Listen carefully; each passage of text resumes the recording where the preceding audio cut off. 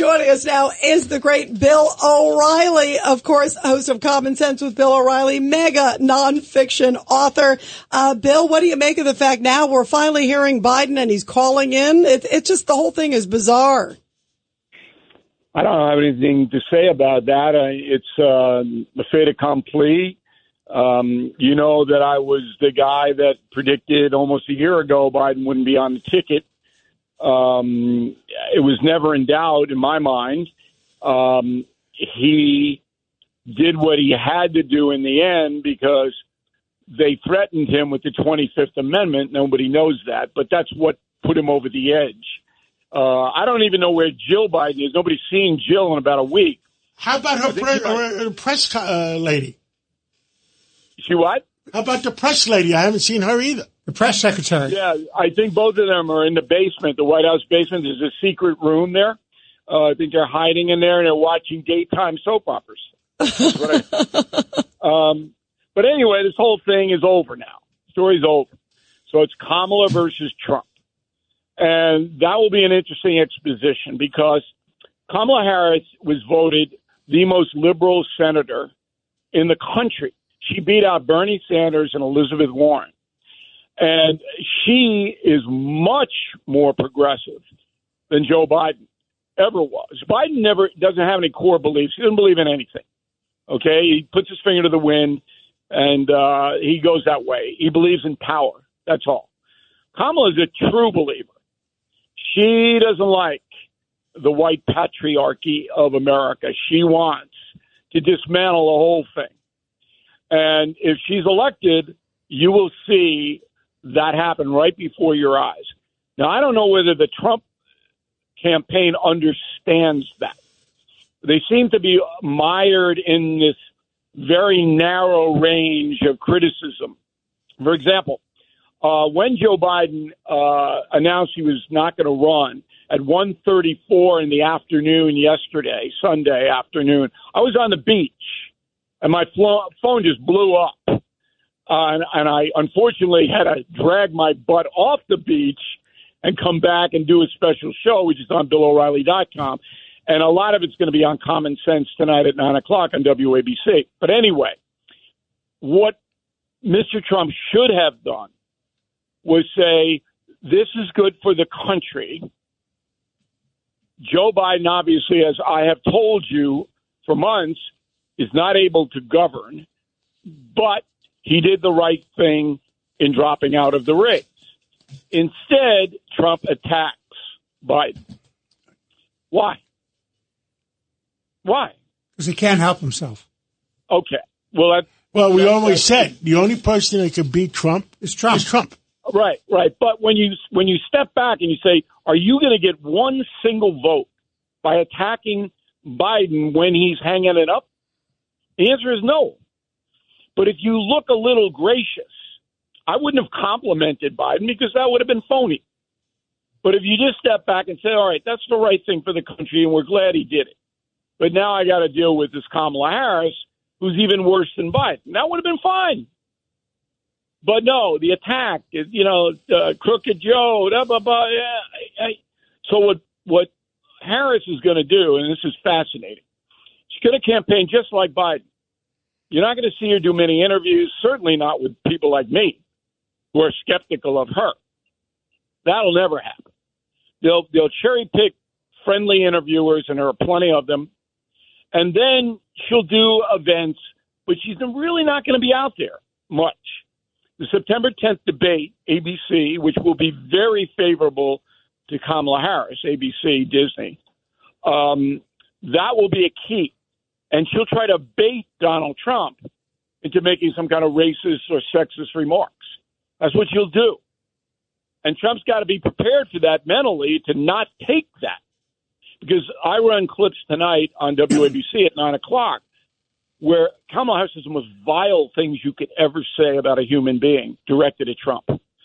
They are vile with a capital V. All right? And that's what she's going to do, to try to get him to go over the cliff. Yeah, no question. No question. Let me ask you also, what do you think, Bill? You were talking a little bit on BillO'Reilly.com. Who do you think she's going to pick as her running mate if it gets to that? Governor of Kentucky, Andrew Brashears. He's a moderate. She's got to pick a moderate. Can't pick another woman. How about Josh Shapiro in Pennsylvania? Interesting question, John. Problem is Israel. Shapiro's an Orthodox Jew, supports Israel. Kamala Harris does not. And they're incompatible there. So he's out. And there's nobody else. So, and Brashear's a good campaigner. He'll give J.D. Vance a run in that debate. That's how smart this guy is, because Kentucky's a Republican state. He's a Democratic governor, and they love him there. So that's who I think. And this is a guess. I don't have any inside information like I did on the Biden situation. And I told you guys exactly what happened, that Barack Obama led that charge. And Obama, by the way, will endorse Kamala Harris. He wants something. You know, that's how this usually goes. You endorse, and then the endorser gets something. What do you think he wants? I don't know what that is, but that's what's the holdup. Barack Obama wants something from Harris. Yeah, so it'll be interesting to see sort of what. Now, by the way, another name that kept coming up today was also Buttigieg, Pete Buttigieg. Rita, are you kidding me? I'm laughing. I'm throwing it out there. His name's in the mix. You were just screaming about the airlines melting down. By the way, I was just about to say that, and I was stuck on the airlines, and you could think about how much he's going to get hammered if that's the case. I mean, this guy has done the worst job in the Secretary of Transportation since the stagecoach era. Right. Okay? I agree. They couldn't possibly put him in there. And they can't do gay. They can't do anything like that. They got to put a straight white man at second. And they don't want to, but they have to. Judge Weinberg. Bill, I want to know, is your next book going to be called Killing Biden? I feel sorry for Biden. I wrote a column, Judge. I don't have any animus toward the man. I think he's the second worst president that we've ever had. I document that in my book coming up September 10th, same day as the debate, confronting the president. But do I hate Joe Biden? I do not. No, but I don't have that animus. I don't do that. It's not about animus. It's about there was a conspiracy to take him out. Well, let's not forget what when we did the interview on WABC, and Greg Kelly did it with Joe Biden's ex-husband. Senator Biden went to the FBI or went to the U.S. attorney in Delaware, and they said, yes, Mr. Biden. And they arrested Jill Biden's ex-husband for being 8 days late on $8,000 in taxes, put him in handcuffs.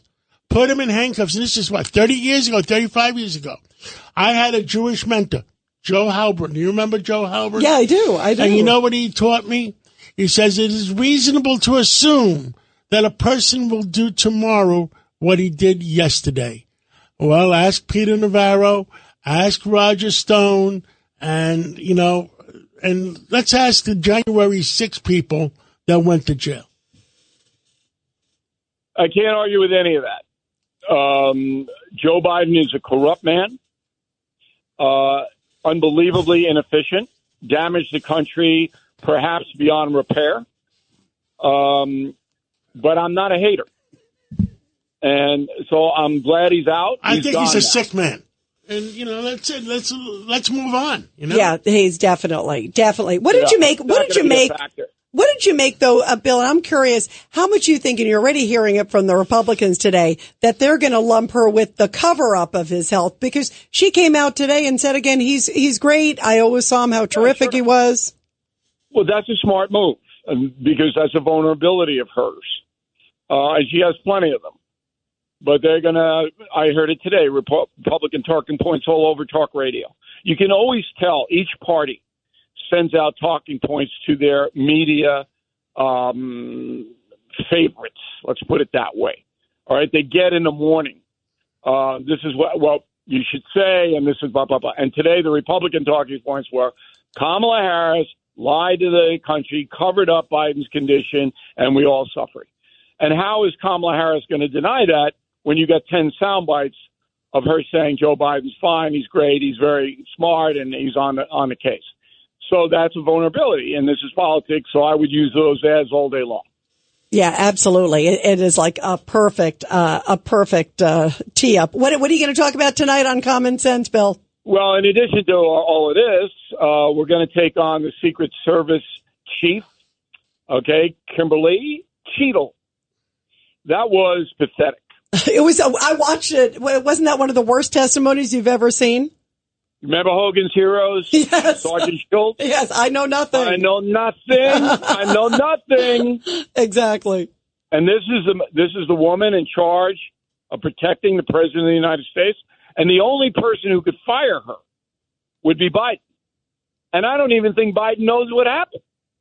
I think he's that detached. He doesn't even know. You think Biden knows it was a congressional hearing today with the Secret Service chief? I don't.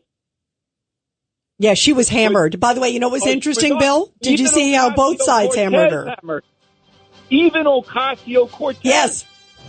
hammered Cheadle. Exactly. What is she doing there? She should have been fired or suspended the next day. And that just shows you the inefficiency of the Biden administration.